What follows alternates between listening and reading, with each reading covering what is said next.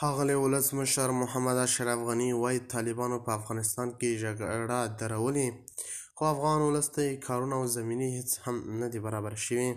ډاکټر صاحب غني ویلي باید افغان زړونه خوشحاله کړي او نجونو او ښځو ته د خپل حقونه ورکړي. اشرف غني وایي نه یوازې جګړه ودرول دي په افغانستان کې، باید د افغانستان خلکو حق له پامه ونه غورځول شي. ښاغلي ولسمشر محمد اشرف غني یو تازه غږیز وینا کې ویلي دي چې د هغه په فیسبوک کې خپره شوې د افغانستان د اوسني وضعیت د حل لپاره د ملي خبرو بحث په پیل کېدو ټینګار کړی دی. هغه ویلي دي باید د افغانستان خلک له یو بل سره کیني او له طالبانو سره هم خبرې وکړي. د خرابات ټي وي چینل درنو لیدونکو سلام، ستړي مه شئ، وخت مو بخیر. هیله لرم چې جوړ او روغ به یې. په سر کې یادونه کوم که خرابات ټي وي چینل مو نه وي سبسکرایب کړی، په درنښت سره خرابات ټي وي چینل سبسکرایب کړئ.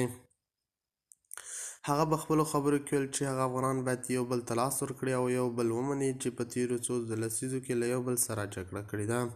نوموړي همدغه راز د طالبانو د حکومت د نوم له اخیستلو پرته ویل چې ملي مشروعیت اساس دی او ملي مشروعیت د زړونو د یو کولو او د فکرونو د یووالي له لارې ترلاسه کېدی شي.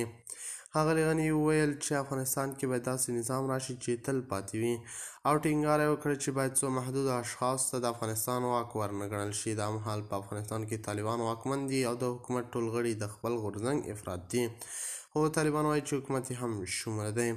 ښاغلي غني په خپلو خبرو کې دا هم ویل چې افغانستان نه باید د بشري مرستو مستعمره وي.